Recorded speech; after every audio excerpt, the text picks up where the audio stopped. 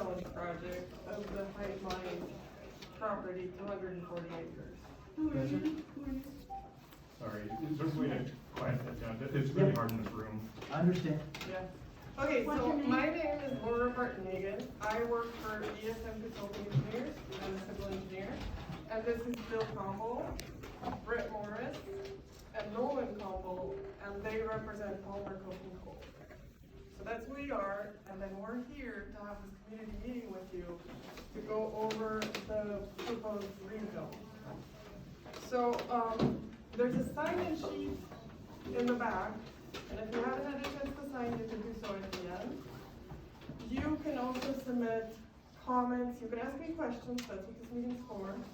You can submit comments via email, you can submit comments in writing here. And there'll be another opportunity to comment when we submit the rezone to King County. So this is just an introductory meeting so that you know what this project is about. I'll have time for questions. Just give me a minute.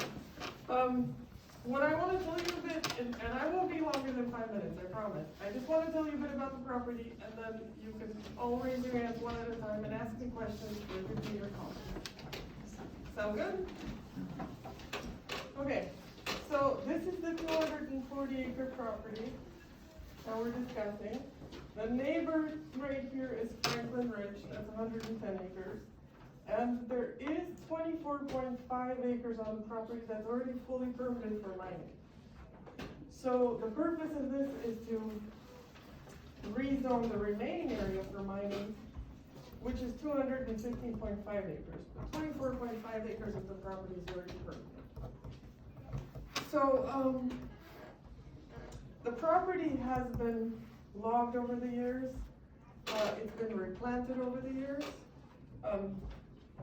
There are no streams or wetlands on the property. The area has been historically mined, as you know, since the 1950s. And this area has been considered for mining since the 1990 Enumclaw Comprehensive Plan. So it's been in the planning stages to rezone this piece for quite a while. And it takes time to get all the application materials together for King County. So that's what we're in the process of doing. We're gathering documents, we're doing the State Environmental Policy Act checklist, and then we're doing this meeting to inform you all about it. So I think that's all I really have to say. You're all familiar with this because you live close by. So now I can take your question. I just wanted to know, is there somebody here representing King County? No, because we asked them actually to attend, and they said that this is just a community meeting. This is just for us to tell you what we want to do. It is not a requirement of King County. We haven't submitted to King County yet. This is just to let you know it's coming. Let me go on record saying I'm opposed to this. I live in the development next to it, and there's already a lot of noise from the other mine, the Franklin Ridge mine, that is disturbing on my property. And again, I'm that's also what. concerned about water contamination, air pollution. This would be right next to Serenity's development, and that's what the big change is from what you were talking about, the historic mining, is there's a large housing development there, and in the area too, that there is grown up a lot, with a lot of residential. Right, and that's what we're here. We're here to listen to your comments, and then we're here to address environmental concerns as we're required. We're definitely gonna meet all the required codes for environmental, including water quality, including air noise. We're gonna have reports that address that, and I completely understand your opposition. Again, you're here to make your comment and tell us your point of view because you live in this neighborhood and that's why you get this opportunity. Go ahead. Is that land considered resource land? Is it resource land? No, in zoning? No, it's currently zoned as a residential 5-acre parcel. Because when I read about mining in the zoning, that says that that mining is only under industrial court 10 and industrial, code 14. Both those codes don't allow for fossil fuel mining, which would be coal. So my question is, how do you know that there isn't any coal under there if, code, 10 doesn't allow fossil fuel mining, and code 14 doesn't allow, code 14 doesn't allow fossil fuel mining. So we have reports that address coal as well, because we know that it's been present in the area. Right. And this is for sand and gravel mining only, so we are going to address that as well, to make sure that we don't, you know. But what the code I read from King County zoning is that you can't, the mining is only for, in 10, metal materials, in 14 is non-metal materials, with the exception that you cannot mine for fossil fuels. Correct, Which is and there coal. will be, right, there will be no mining for coal. If there's coal present, we'll have it in the reports with the professionals that know how to look for coal and evaluate it. They'll have that in there. Right. Then my next question, and I have 2 questions. If you're out there digging for coal, and your tractor gets pressurized coal, would there be, would the public be exposed to possible carbon dioxide or methane gases? So if they dig anything up, whether it's coal or anything else, there's gonna be measures in place as to how they address that safety. Yeah, So but there's, the point is that I don't think you can mine anywhere that there's coal on, according to the King County code. correct, and again, we'll evaluate that. I don't know, I haven't dug in there, right? But I have reports that address the coal hazard mining, and the plan is not to dig for coal. No, I'm not saying Or- you're planning to dig for coal. I'm saying you've got all that acreage, it's on a coal area, you could possibly find coal, dig, accidentally. You could find it accidentally, but you're not allowed to because it doesn't come under Industrial Code 10 or Industrial 14. Yeah, I can answer that question. Yeah. So we've done detailed drilling of the entire site. We are mining an outwash sand and gravel layer. The Puget group, which contains the coal seams, is hundreds of feet below us. So there is no coal in the outwash section that we're mining. Right, but what I'm saying is because, if it was like 10 acres, 20 acres, it wouldn't be a problem. This is a huge section. You might have missed someplace that Well, has coal in it, that you don't know that it has coal in it. We drilled down to the Puget layer, the bedrock layer, and we found the bedrock layer exactly where we expected it. And everything above that was the outwash sand and gravel layer, what the glaciers had laid down 12, 15,000 years ago. But So what I read was that this area is not flat underneath that ground, it goes like this, underneath that ground, because of the glaciers. Well, it's a great comment, so, Yeah. Well, you what can about make the a second What comment. about the second half of it? I don't know about the second half of it, about the carbon dioxide and the methane gas. So that's a really good comment. You already have it written down, submitted. We'll include it with, so what we're gonna do with this meeting, we're gonna take this meeting as it happened, and we're gonna submit all your comments to King County, as well as who attended, unless you don't want to submit a comment. But again, and then King County will take that into consideration when they review the rezone application. How deep do you plan on digging? Just like you said, we're just digging to, I don't have, because it is so wide, it varies. Yeah. But we're staying 3 feet above the groundwater table.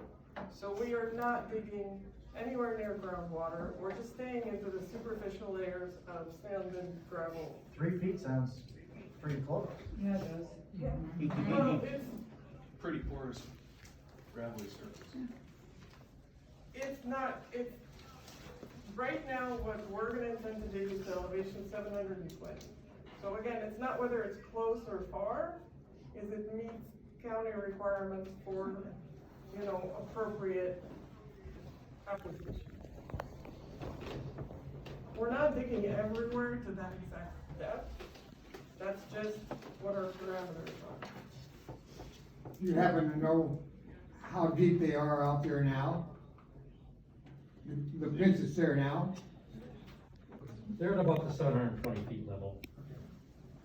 Right, And how is this gonna be transported I don't out? know.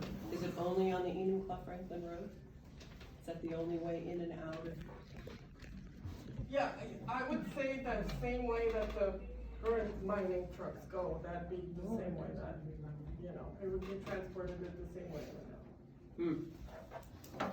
Approximately how many trucks per hour are gonna be on that road, in addition to what we already have? You know, I don't have a number, but I'll have a traffic report, and it'll be public record, and you'll have that. You'll have that available for, review, because I don't have a number, there's peak trips that are in the morning and in the afternoon, and that's a lot more data and information, but it will be available to you for you to see those actual numbers. And you don't have an average at this point?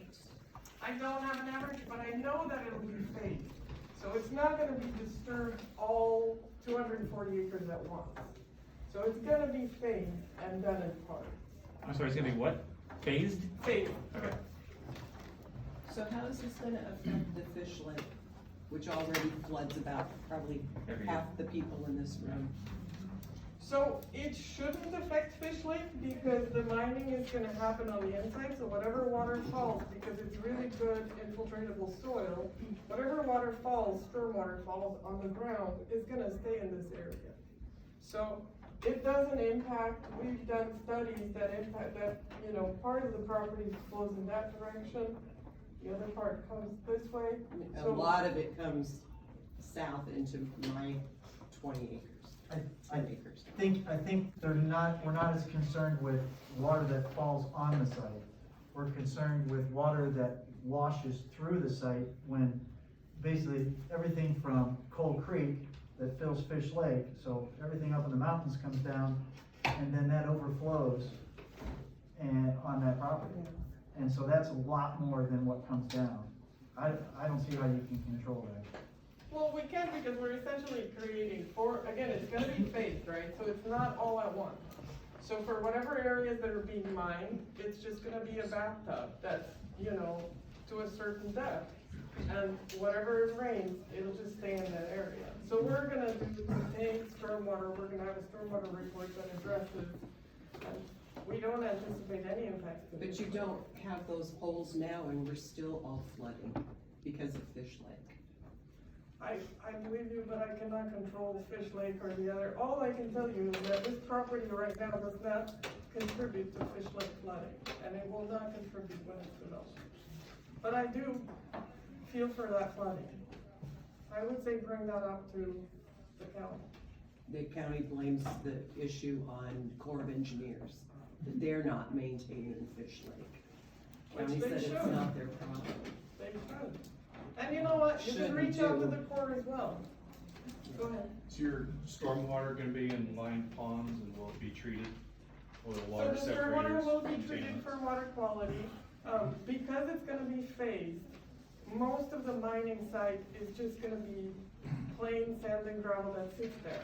There's whatever equipment they have on site and whatever pollution generating areas they have where they have traffic of trucks and vehicles and stuff being processed.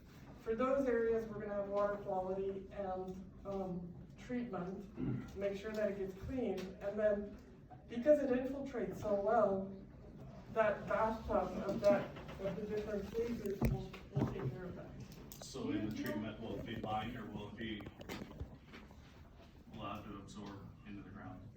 The treatment right now that we're considering are biofiltration swales and filter strips. So we're looking at sort of natural filter things that, yes, we could line so that it doesn't just go into the ground.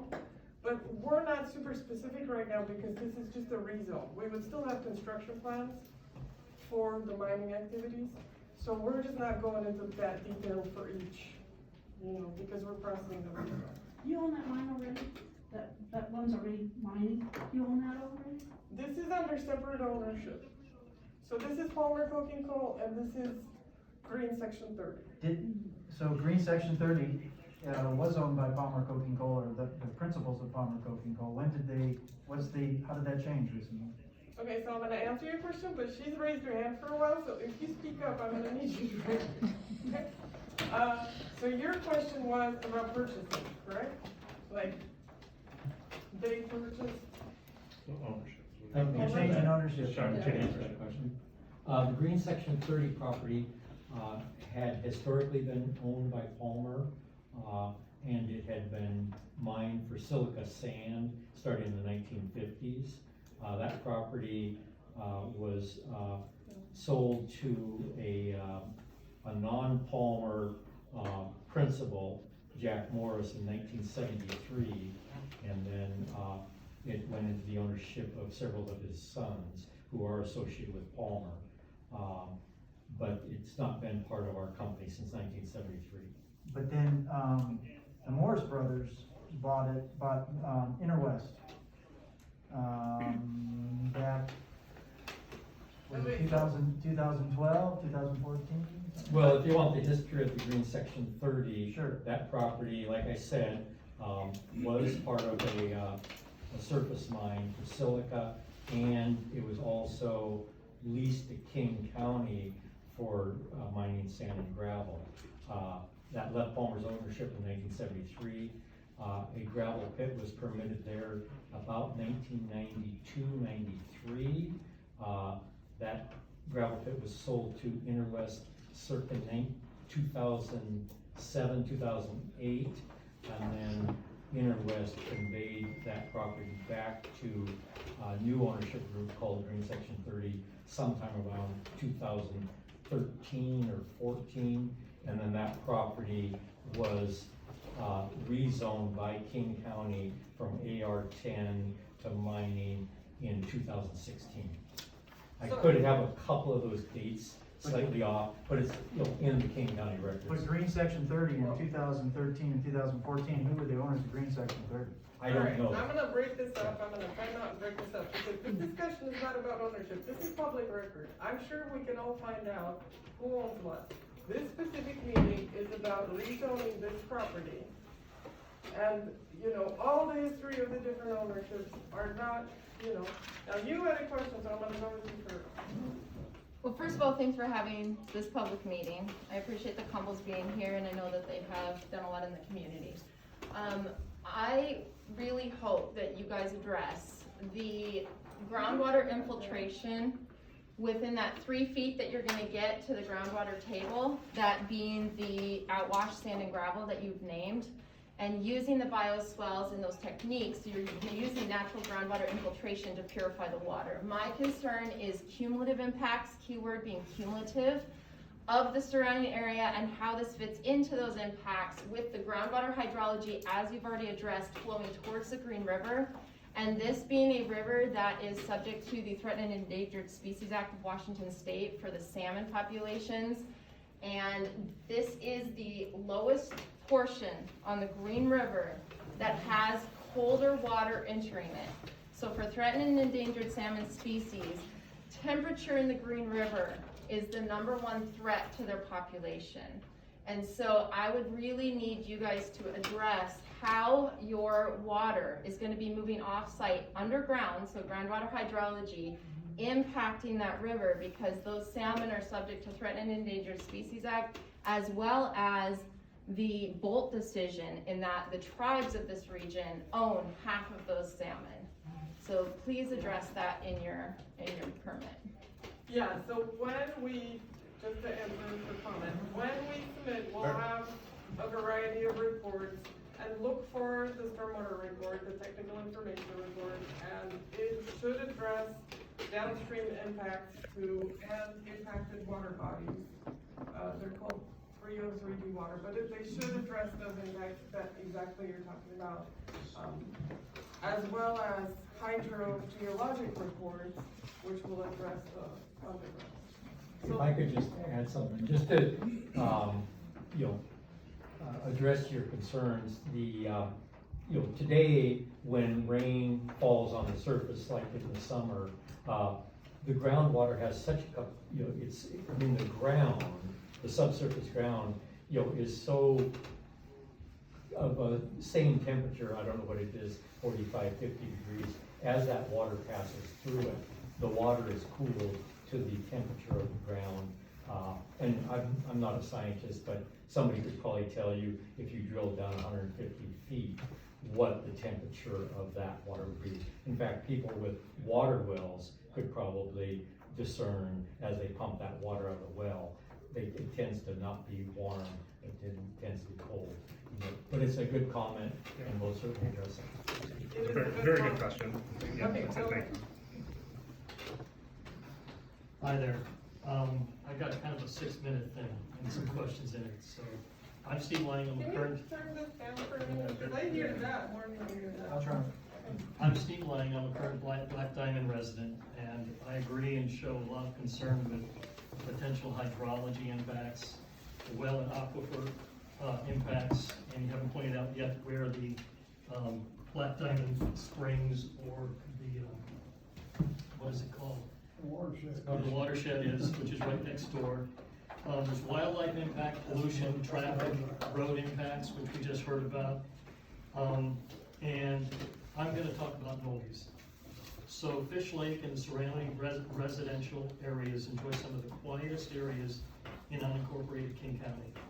It's so quiet in this remote area that noises miles away can be heard. For instance, the current noise from the Franklin Ridge sand quarry, almost half a mile away, disturbs the silence by its operations. There's a constant growl of large diesel engines, as well as the thumping of compactor and bulldozer tracks.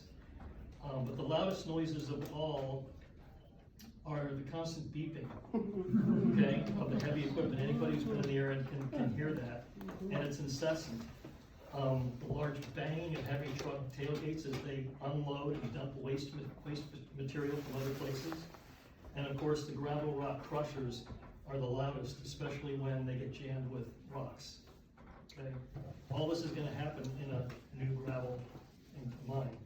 I remind you that the noise travels almost half a mile uninterrupted in this complete silence in the ambient environment.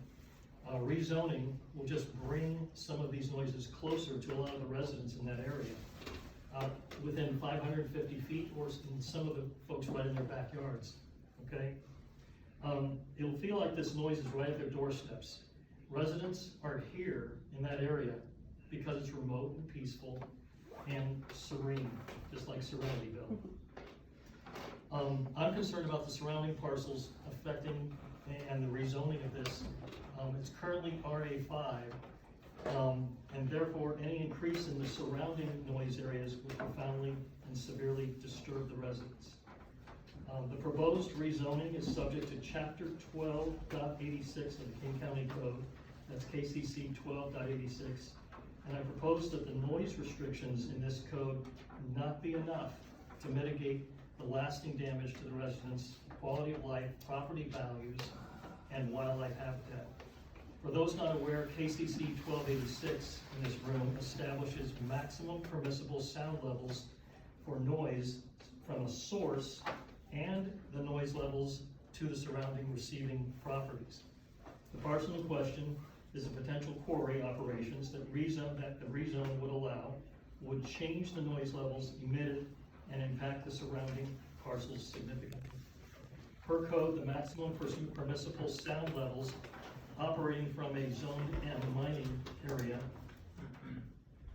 and entering a surrounding rural district or the RA5 properties in the rural areas surrounding it is 57 decibels. And that's LEQ, whatever that means. I think it's an average. And have a 72 decibel maximum sound for short bursts. It's my belief that the existing Franklin Ridge Sand and Gravel Quarry doesn't appear to be abiding by the current noise regulations for the average or maximum noise levels. In addition, the permissible noisy time periods seem to be ignored as well. Existing mining operations sometimes start as early as 3 a.m. in the morning. The reason this is important is that any new parcel for mining and any new operations, with the owners being Palmer, Coking and Coal, and then substantive entities, I believe there's a high likelihood that these already apparent non-compliant mining operations will continue.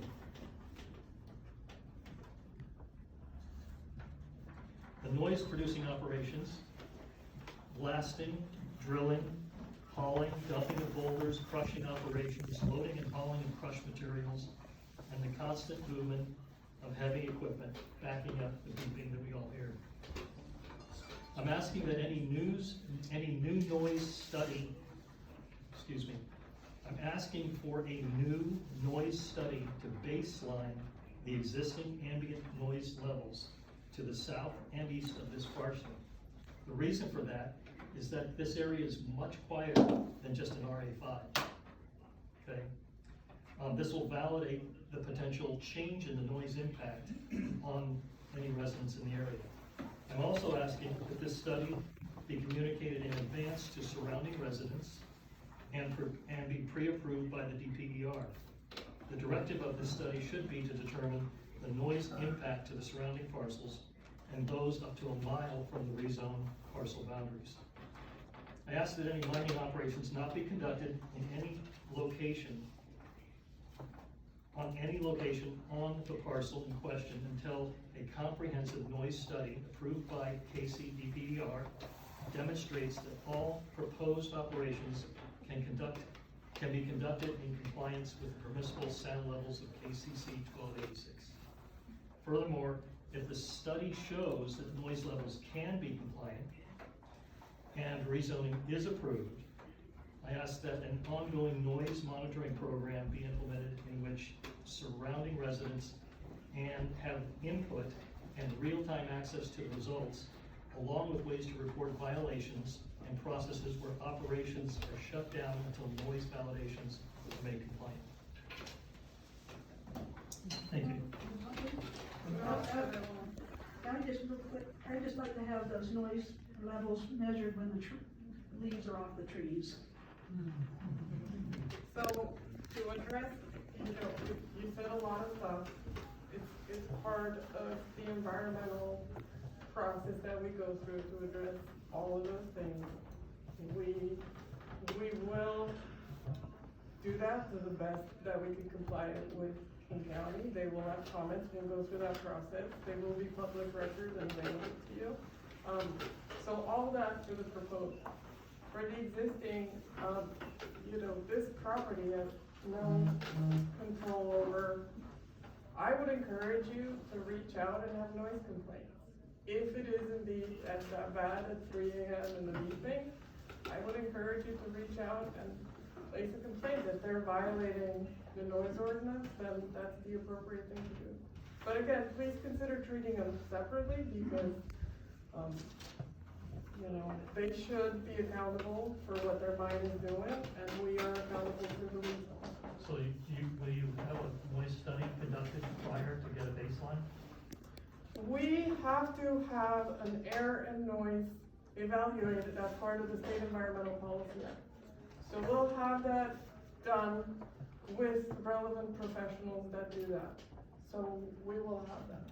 So to answer your question, I don't know when they do it, if the leaves are off or on. Go ahead. Andy Williamson, City of Black Diamond.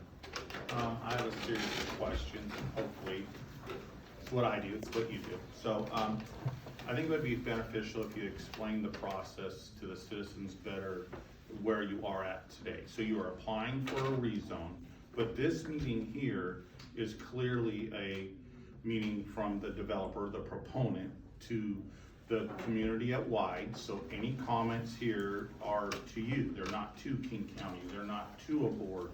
They're not to anybody, and you won't transpose those to the county. So it's right. We can, however, right? But you can, absolutely, but right, not required so we've done a pre-application meeting with King County, and they've said, here's the items that you have to submit for a rezone.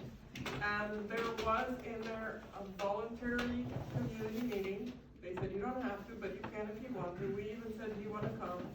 They said, no, that's really up to you, or you could just inform the public what's going on. Okay, so, in your process, your action that you're proposing to go to the county is clearly only for a land use rezone from R5 to mineral extraction, whatever the county zone is, correct? So your question to the county at this point is not for a development permit to actually do the mine. Are you doing both? Are you doing a rezone and a development permit, or are those segregated? No, so the reason that I can explain that easy is this one is already fully permitted. So there is 24.5 acres within the 240 acres that's already permitted for mining. Mhm. We're just proposing a rezone for the whole thing. And you're right, this, so there will be a second opportunity to comment when King County sends you a notice of application. So whoever How far lives does that within, notice go? it goes whoever lives within 500 feet, as well as the major. That would be the It'll property. go in the local paper, I mean, Right. but again, it's for, that's what the county code says.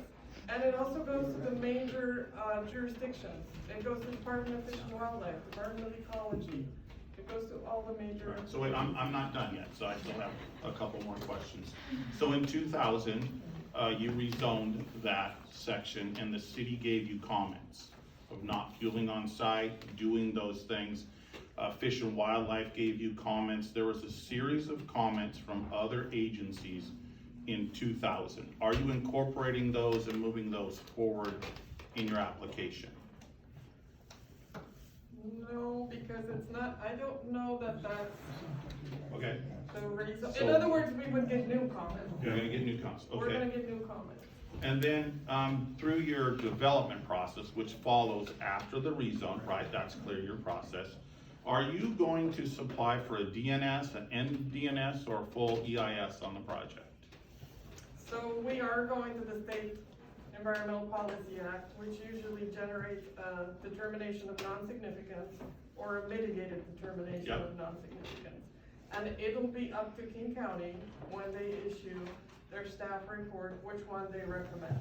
So we provide the application documents, we say this is what we wanna do, and then they will decide if there's no mitigation required, it's a determination of non-significance. If mitigation is required, then it's typically mitigated determination of non-significance. If the site cannot possibly mitigate what we're trying to do, then it's an environmental. So again, we're going through the SEPA process with King County, which we have not applied. So if you call King County right now, there's no application in yet. Again, we're just letting you know. You said that you had a meeting already with King County.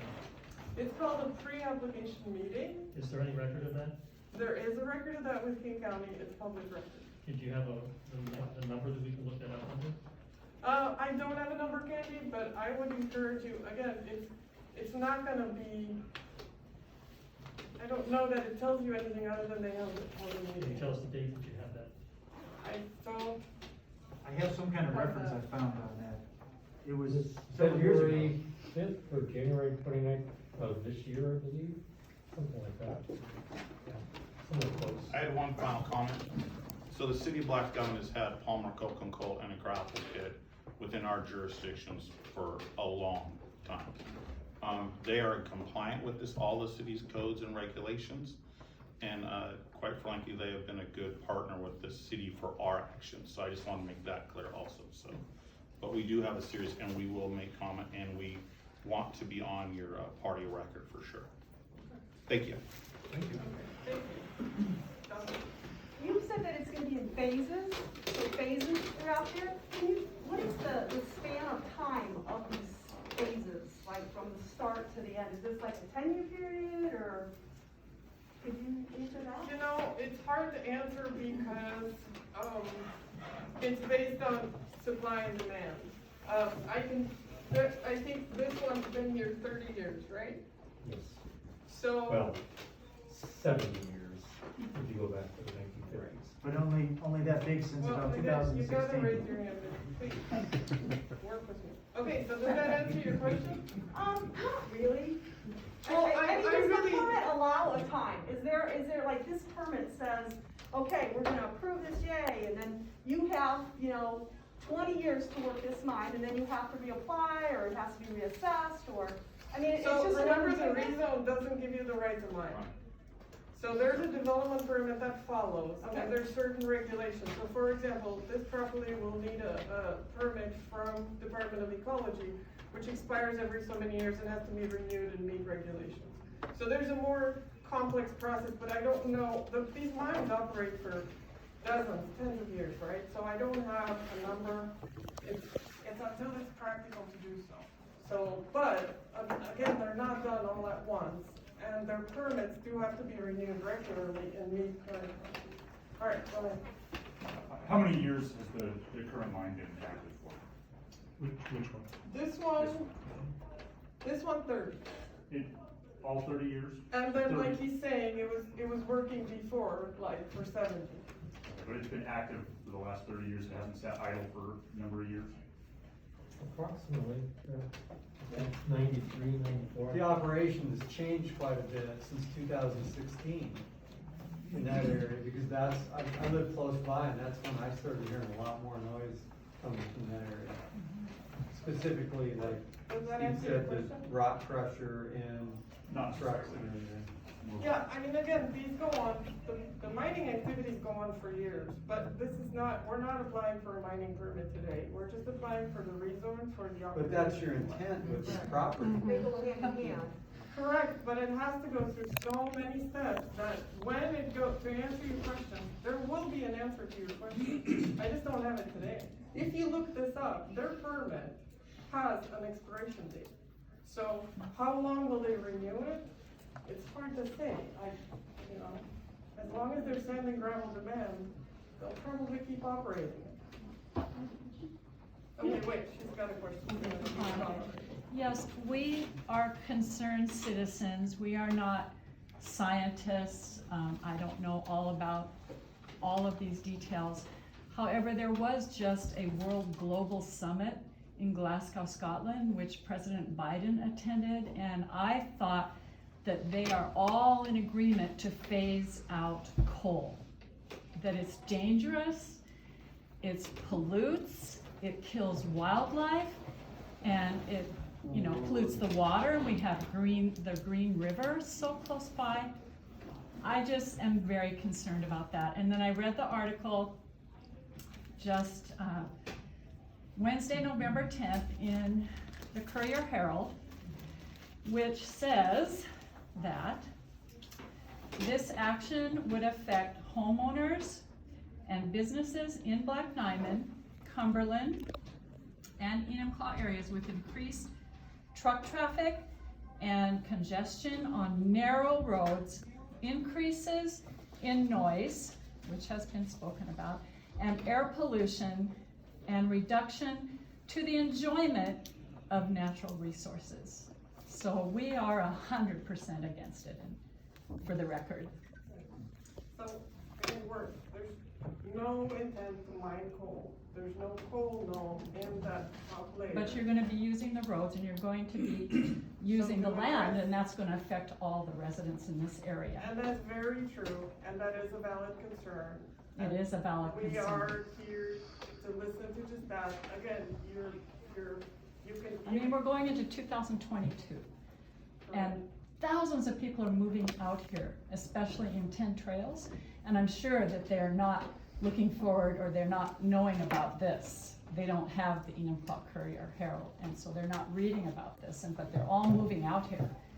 And, I just think it's all the not relevant, good. again, everybody will be notified when we actually apply, if they live within 500 feet or any relevant jurisdiction. I live 560 feet. You guys laugh, but this is currently apparently televised, right? So it's gonna, I mean, look at, why don't you talk to the wildlife and ask them, the elk and the deer that live here, Yes, bobcats, there will cougar. be a I wildlife mean, study, it's that's just, for sure. That'll have to be looked at too. Yeah, we will. Go ahead. I'd like to comment,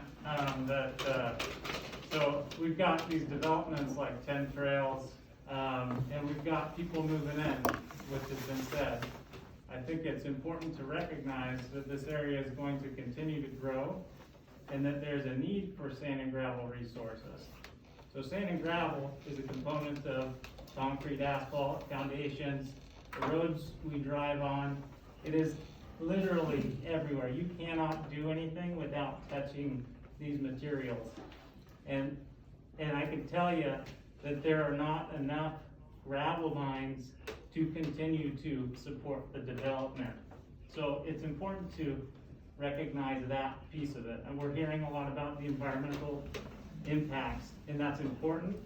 And I'm sure that they will address those as they go through the permitting process. But another piece of it is to recognize that there is a lot of growth, and all of our jobs, the whole economy requires sand and gravel. There is no replacement for sand and gravel. So that's it. You don't have to, but would you mind representing yourself? What's that? What's your name? Logan? Okay, and I was gonna say, so I appreciate your comment, and I appreciate all the comments. Again, we're here to listen to you. There's no bad comments as long as you raise your hand. I have just a bit of background about me. I have 22 years experience of going through these CEPA processes. I've been in my company for 18. I'm familiar. It's a long process, and we are here to address all of your concerns and the county's concerns and all the jurisdictions. So again, we are going to follow, definitely. All right, so I don't know who to choose next. You. I was wondering, do you have to fence off that whole area? We don't have to fence it, so that's a good question. The existing mine is not fenced.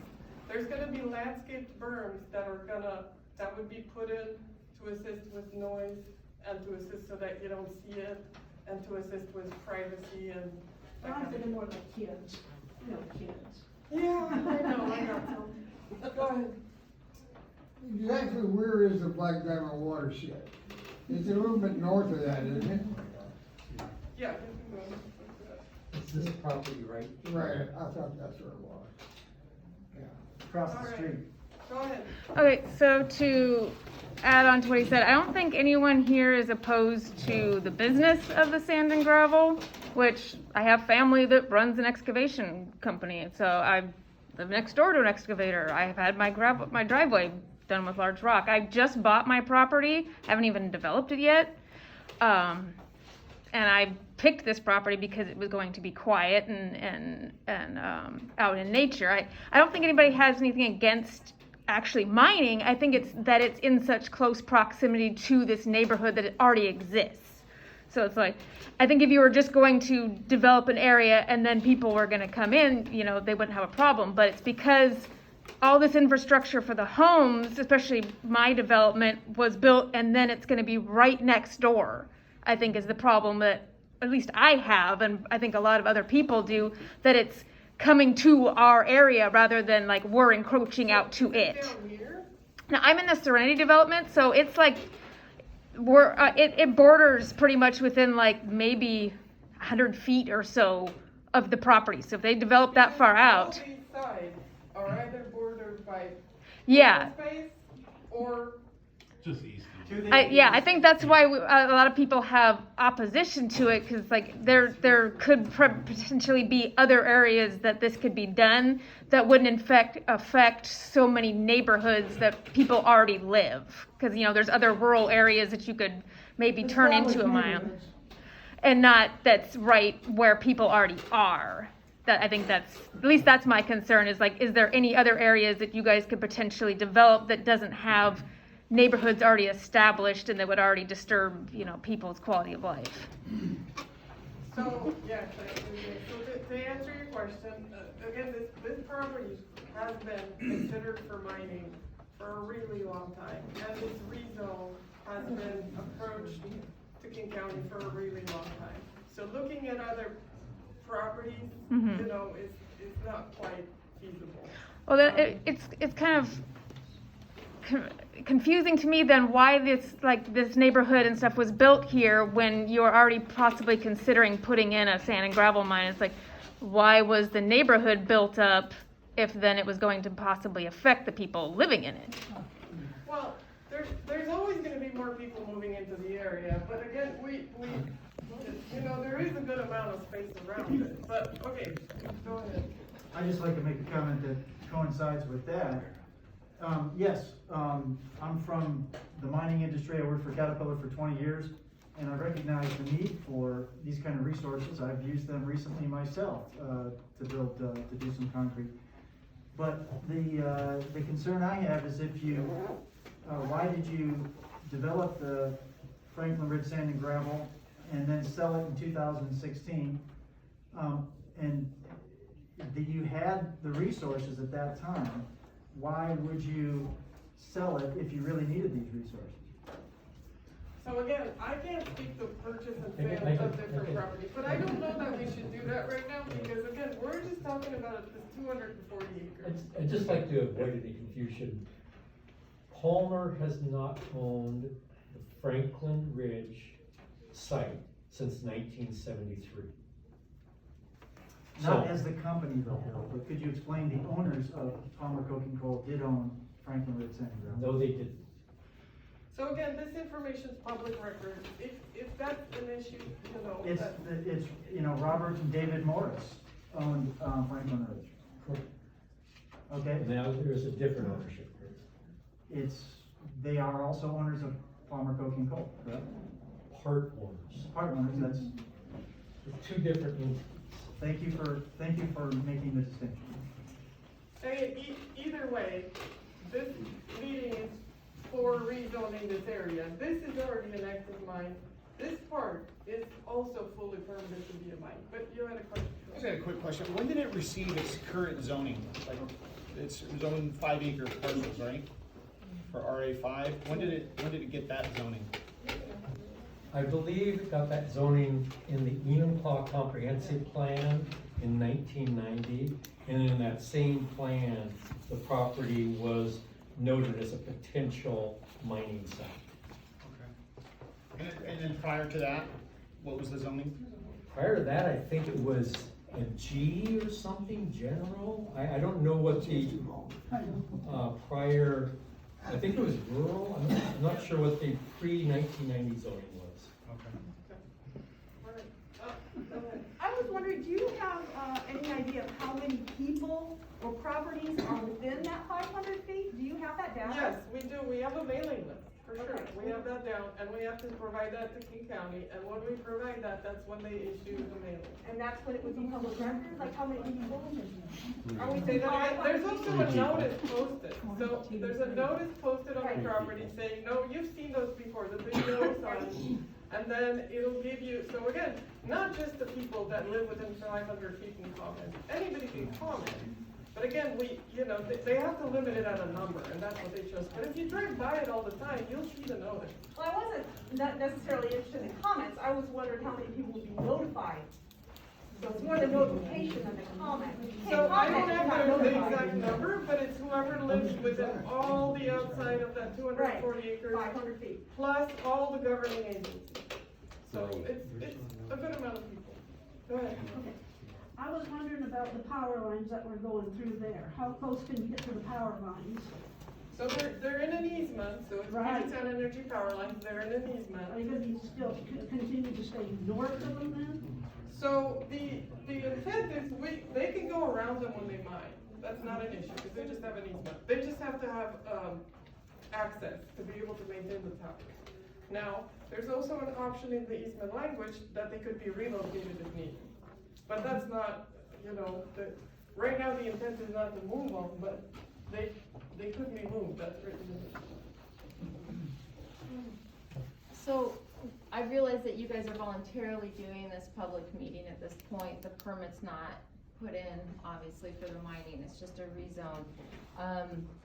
How can the people in this room that want to become a party of record that live farther than this 500 feet from the property, are you currently taking that information so that everybody can be a party of record here today? Or how should they follow up with that to become a party of record so they are notified?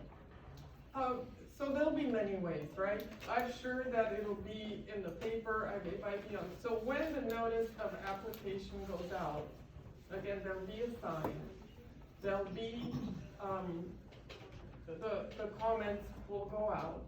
I don't know I don't know that I'm allowed to give everyone, in other words, King County mails out, they have their rules, they mail it out, we don't even do it, we just give them the list. So once they do it, you know, they'll receive comments, but you will have that sign posted, and you'll, you know, find out about it pretty quick. But then you'll have, that's another thing, is I don't know how you go about getting the public documents, like, emailed to you. I don't know how they'll do that. Because at that point, the minute we submit the application, King County's in charge about how they wanna do it. There is a person right now that started a petition, and her name is Amy Winslow. That's me. Oh. And I have all the name of the list. I have 131 people that signed. Okay, And it was you just were in the paper. Yeah, it's just a petition I started online for people that couldn't be here, that just wanted to show that, you know, their opinion. You can go to change.org. Yeah, and that if they want, you know, my wording was just that they would like it to stay as it is now, or, you know, become, you know, wildlife habitat and not be changed zoning, and that was just to voice an opinion. So I brought the list of people so far that have signed it, and yeah, it wasn't anything that was necessarily like, you know, stop doing this. It was mostly just for people that couldn't be present to have their voice heard, saying, no, I would rather this not happen, so. Okay, all right. I was just gonna offer another solution. Another solution, we weren't sure if there was a sign-in, so some of us gathered together, residents, neighbors, we put another sign in. People can, if they want to be part of your record starting now, you can give us permission on that separate sign-in to do that.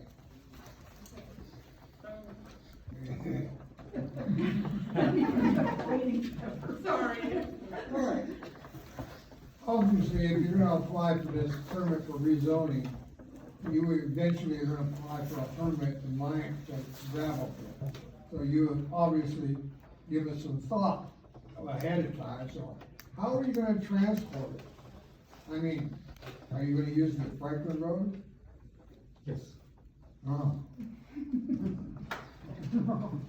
That's good.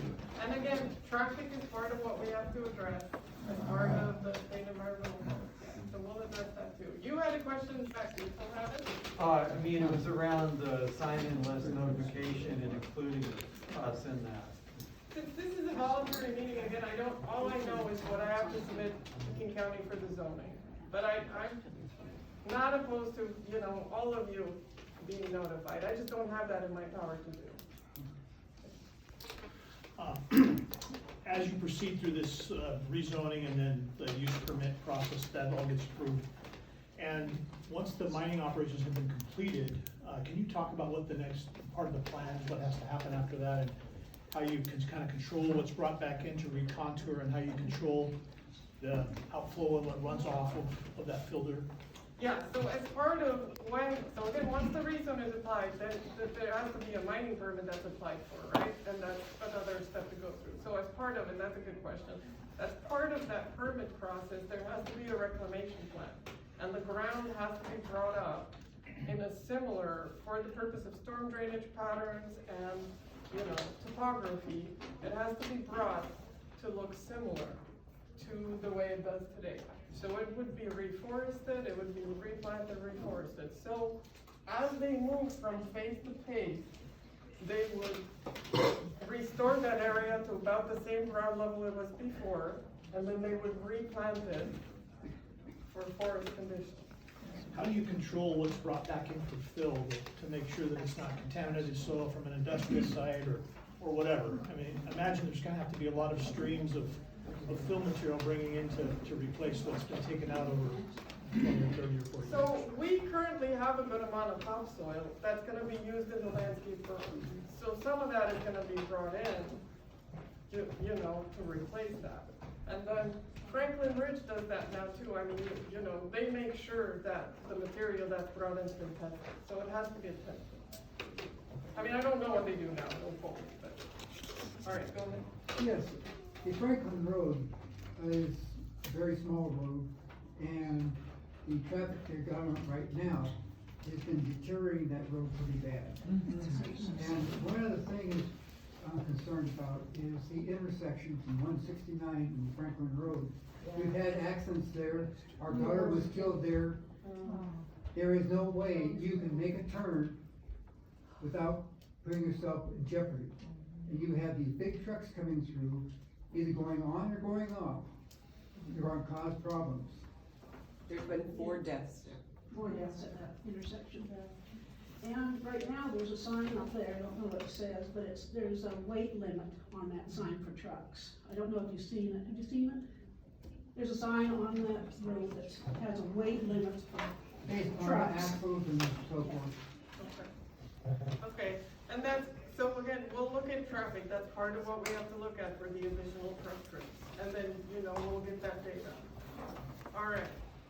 You said that, you're applying to King County, do you know when you're gonna go forward with that and make that application? Well, it's COVID, so the goal is to apply when we have all the reports and documents put together. So it might be, I don't know, soon, I mean, I think we're still gathering data, I don't have. Before the end of the year? Well, it'd be hard to do it before the end of the year, because you've got Thanksgiving and Christmas, and then who's gonna look at it at the county within, so I'm not sure. Before June of next year? Yeah, I would say before June, right? So we wanna, do this sooner or later. Otherwise, if we were thinking about doing this 2 years from now, we wouldn't have this meeting, so. Cause codes might change. Can I make a longer comment? Well, there's a lot of people in the room, so I know, I it's not that wanna. long. Yeah, so, how about you? I don't mind waiting. Don't get me wrong, I'll let you do it too, but go ahead. I just have like 3 quick questions. One, I know you said you're gonna start the permitting process. How long does that typically take for that rezoning permit, once you apply for it? That's a really good question.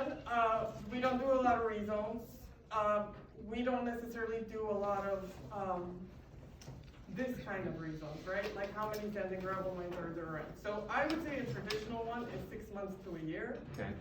That's a traditional land use application for King County, but it's also COVID. Yeah. So, I would say a year is pretty realistic. And then how long does it take to apply for that mining permit after that? Well, I would say that takes a while too, because it's multiple jurisdiction. It's Department of Ecology, it's King County, it's King County grading permit, it's Department of Ecology, stormwater pollution prevention. So, I would say that's probably another year or so. So we're looking at like at least a year and a half to 2 years before this would be active and start mining? Okay. That's right, not on this is already permitted. And that was my second question, is why are you not mining them? Because of the rezone, right? Not necessarily, it's just part of the phase plan. Just part of the phase plan, we're still. But you could be mining right now if you wanted to. Yes. Is that On the right? 24.5, that's the. Yeah. Yeah. I mean, that's a pretty big piece of property and you haven't mined it yet, so. Yeah. Would you logistically start there? Before Yeah, you move out? logistically, that makes the most sense, that's what we show as phase 1, That's where the current entrance road is to, so. it would make the most sense. Okay. Do you have like I know you said it depends on demand, so do you have an estimated hey, what phase areas are you gonna work through into? I If that's think we're phase kind of one. thinking that way, right? I mean, we don't necessarily have, because the rezone takes time, and it could be things that change the patterns, but really, we were thinking that it would just sort of be a linear approach.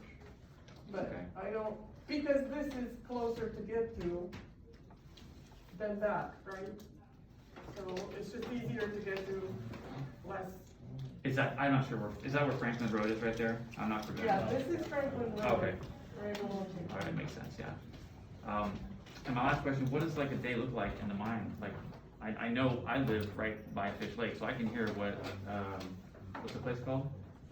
I can hear what Franklin sounds like, but what kind of expectations are we having as neighbors to a daily activity?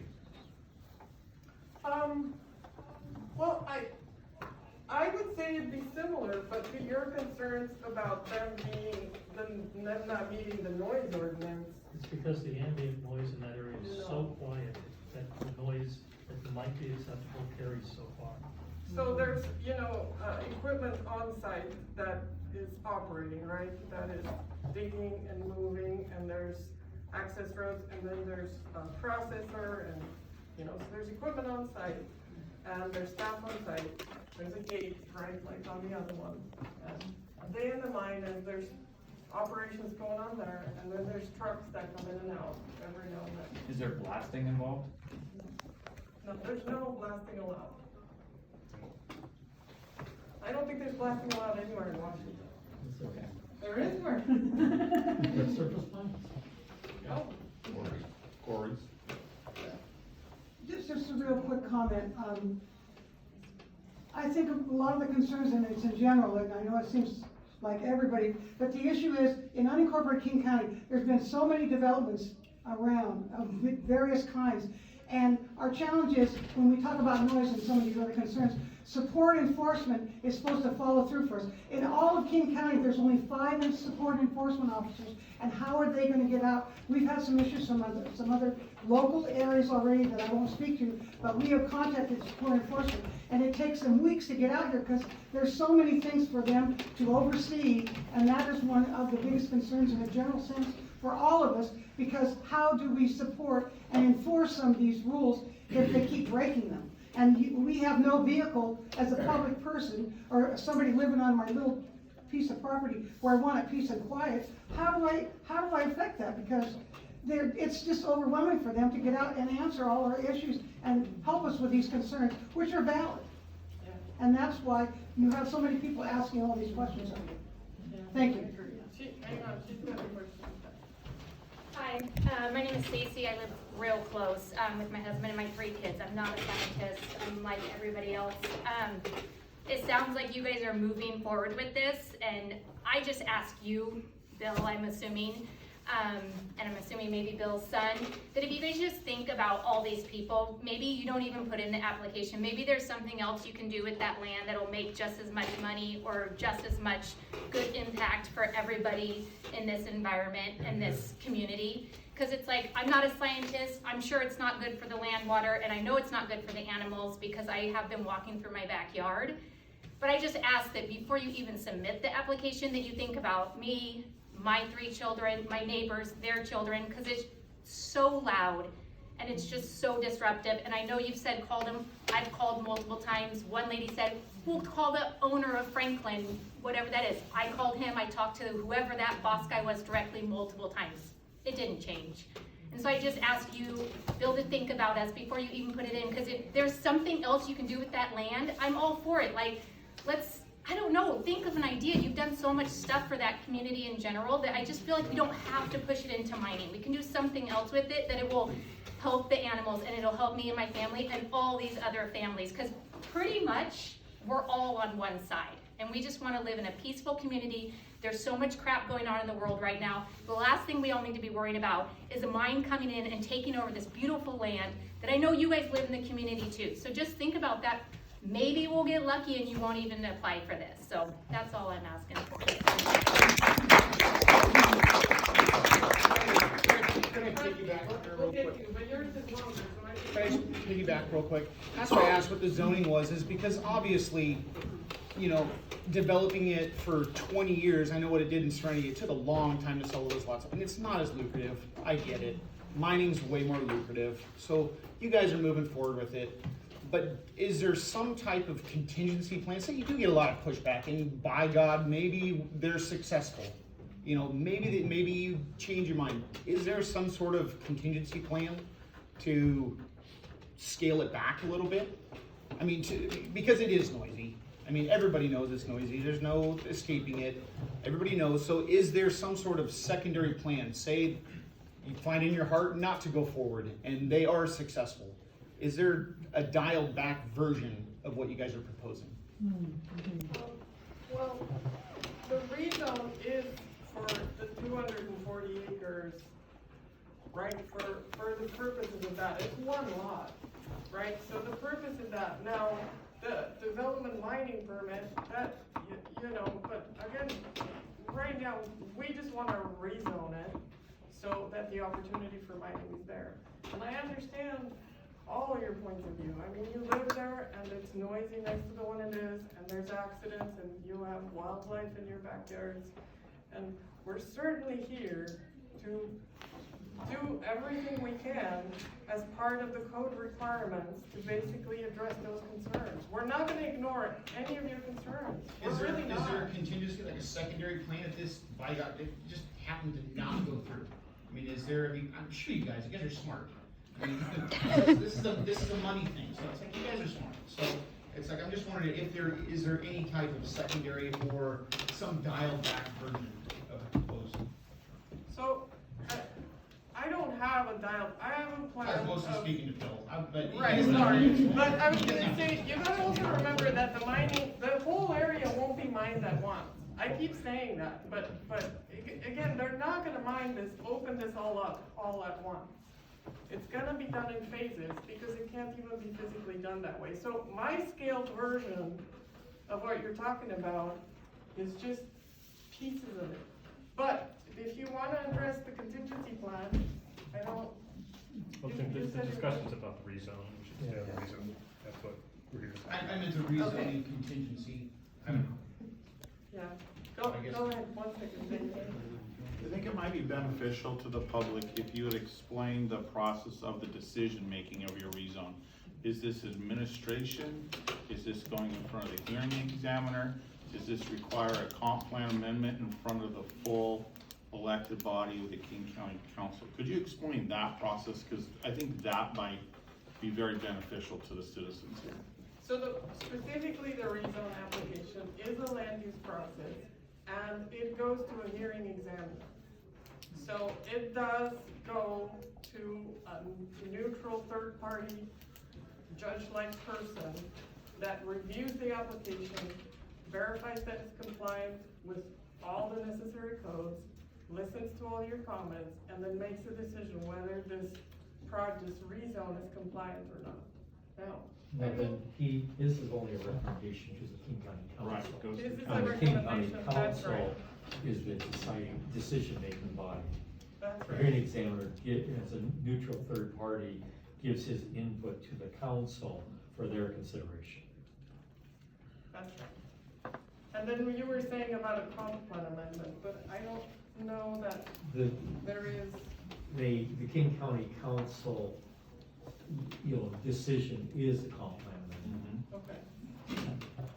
Go ahead. Yeah, I was wondering, would it be possible for along the edge of the whole thing, that you plant more trees yourself?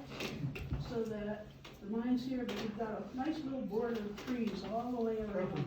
Yes, so again, there's gonna be vegetated landscape berm with plants and trees. They even replant, so every time it's been logged, they replant again. No, I mean, before you even start mining, just put all those trees all the way around it.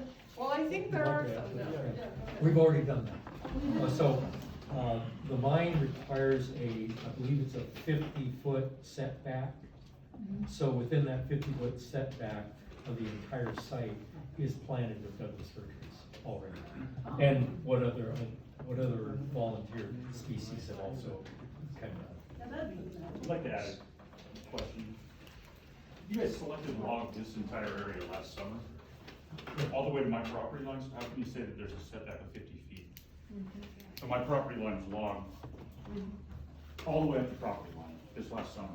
So how can you say there's a setback that you planted trees in that area? We're talking about the mining setback. In the for mining, we won't come any closer than 50 feet. This was a forest practice. Okay. So that's a log, they need a permit for logging as well. That's why they logged and replanted. I've got a quick question that relates to that. What's the setback to Fish Lake? Well, we're not near, The property line goes fairly close to the Fish Lake, especially when it expands. so again, that's not right there. Yeah, so we wouldn't have any setbacks for that, but we would have internal setbacks. Cause it's, Do you mind if I just make the little bit longer comment? Does anybody else have shorter ones? I just have a quick one. Just I don't want them to wait. that's all.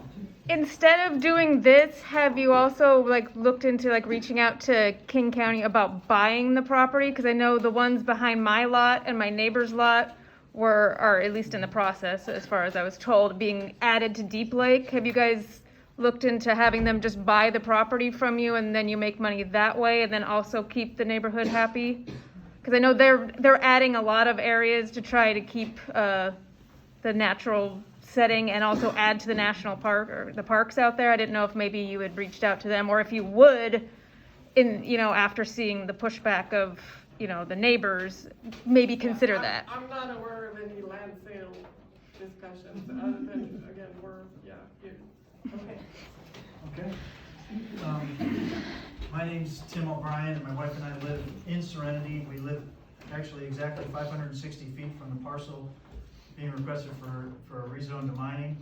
And from the research that I've done living there over the years, I feel that mining this particular parcel, not mining in general, but this particular parcel will have just too many detrimental effects on the surrounding environment and to local residents, to the lives of local residents, and should not be allowed to move forward. The alternative is having the county buy this parcel for conservation as a buffer to the Green River Gorge. The county has actually made requests to Palmer Coking Coal that they want to buy this lot, and I know that it's on their targeted, as you see on the board out front here, it's on their target area for conservation. Matter of fact, it's the largest parcel in the area along the Green River Gorge that they can conserve. It is in their tier 2 request to buy that, which means they would buy it probably next year or maybe the year after. So 2022 isn't very far from now, or maybe 2023 is what the county has said on that, for that section of land. The greatest problem I see, though, is the unique hydrology in particular.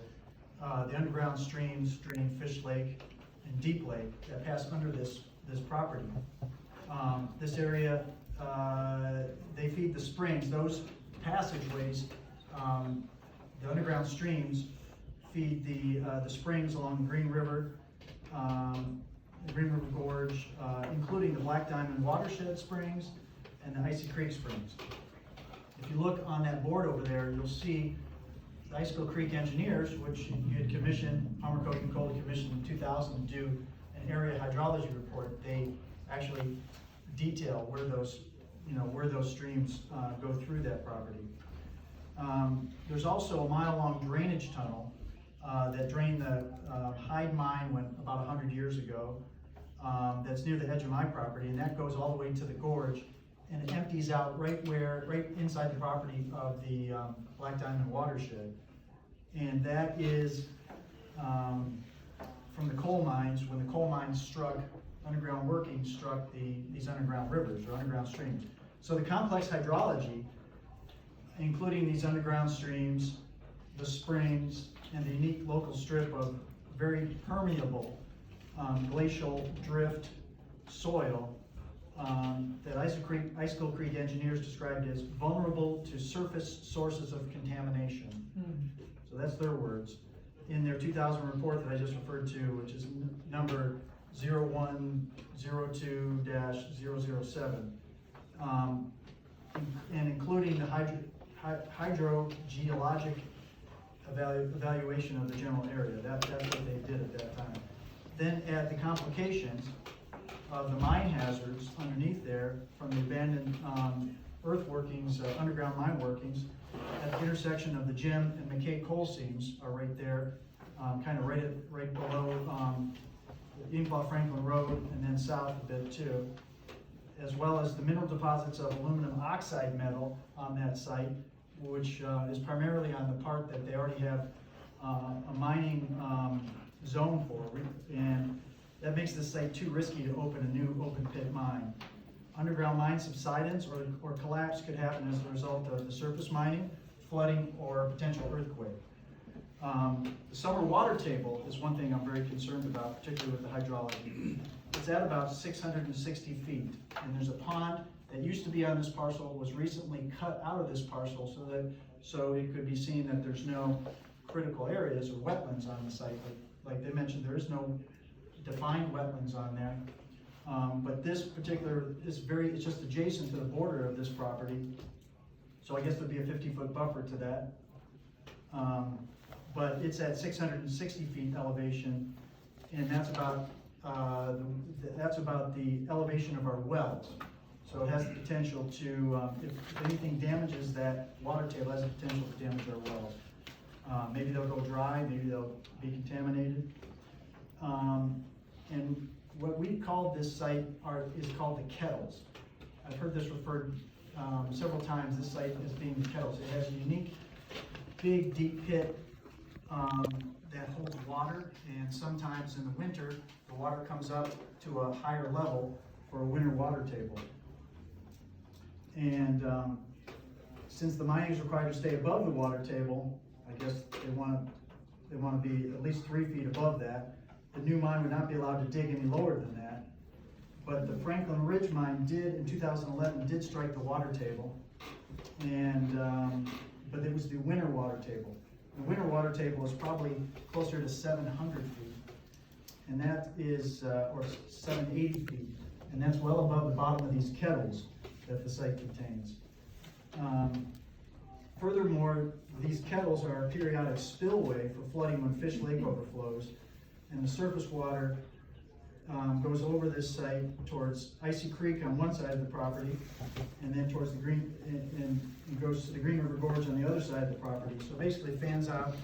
Where you see the arrows for underground water flow is actually when Fish Lake overflows, that's the surface water flow. And I watched for days these kettles fill up. There was actually a river about 100 feet wide in the Serenity parcel that's across the street from where I live. And it came very close to the homes, and the elevation of that 100-foot wide river that was flowing from one kettle to the other was at about the same elevation as my house. And there's a neighboring house, and Steve, your house is I think just below that level of that stream, of that river that was across the street from your house. And furthermore, having worked for Caterpillar for 20 years, I'm not against mining, and I just feel this particular site is a really poor choice for a new mining operation. It does not make sense to develop an open pit mine in a floodway spillway, even if it's only every 8 to 10 years that it happens. And that amount of water touching the water table and having potential infiltration to local wells is just too big of a risk. And you add that it's built over these abandoned coal mines, and if the water mixes with the coal and some of the other things there, it can really contaminate not just our wells, but it can contaminate the springs and the water for Black Diamond, and eventually goes into the Green River, which then has a problem for what we've been investing billions of dollars into cleaning up the Green River, Elliott Bay, and Puget Sound, and I think this would work really against that. All right, we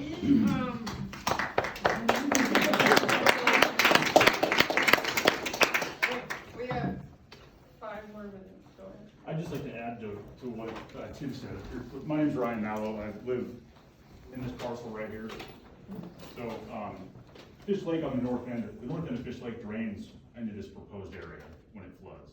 So these are pictures on the power line road from 2020 of the floodwaters going over the road. Yeah. And I can pass these around, or if you guys need copies of them, you can come and let me know. I can print out. So over here, this is I guess it'd be Icy Creek. Yeah. On the far side. And the power line, that's the power line road on that This parcel. is the power line road. I'm standing on the power line road. On the parcel that's being requested for rezone. Correct.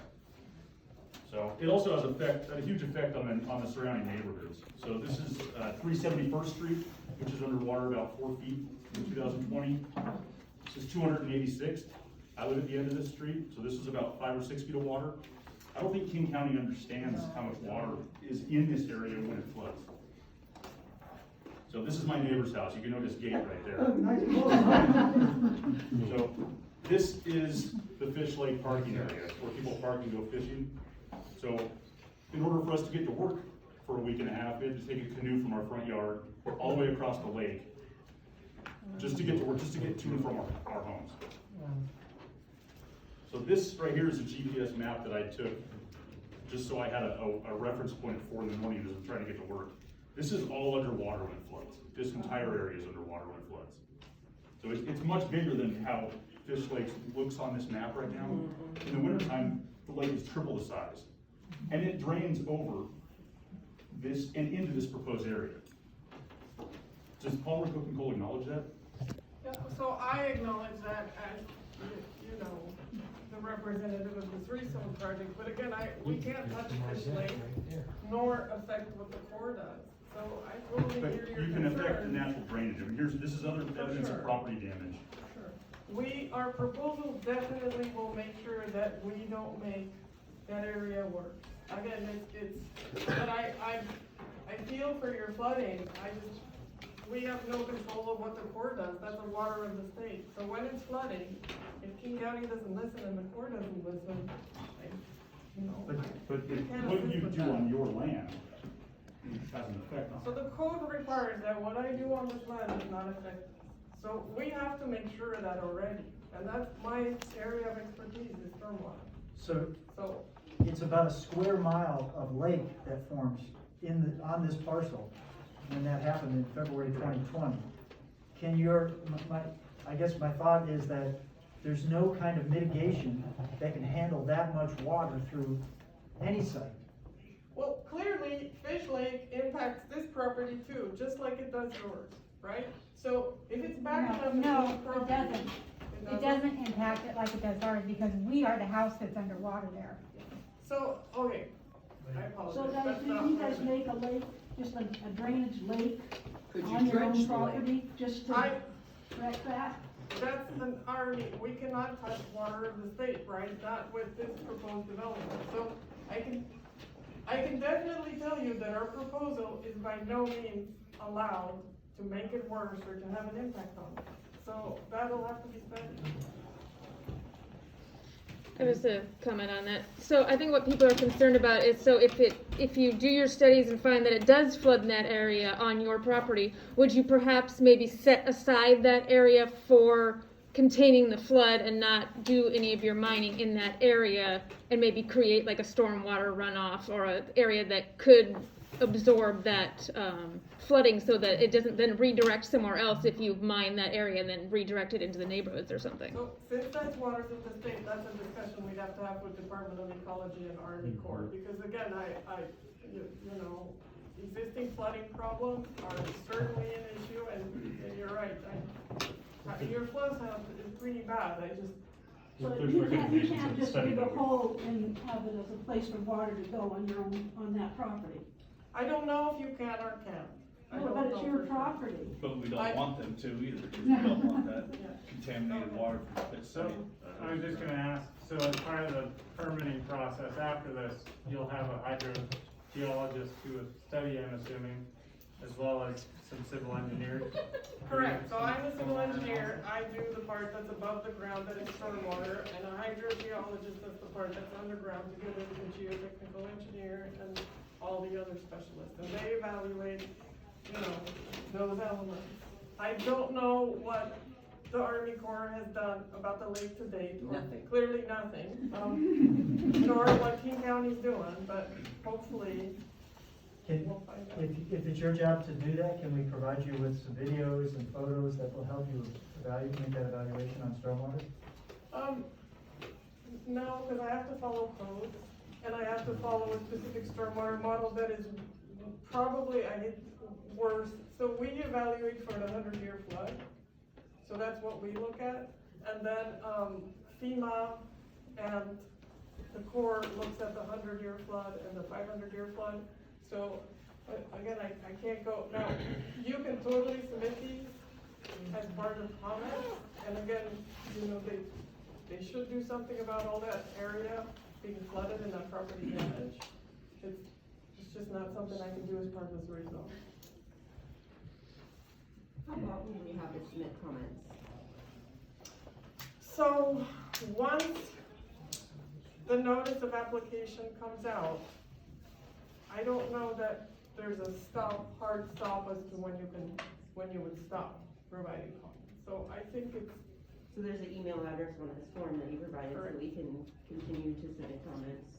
Well, I would say submit whatever comments you have all at once, right? I mean, Yeah, well. submit one, so that way it doesn't get to be too confusing to look through. All right, I think we're gonna have to stop.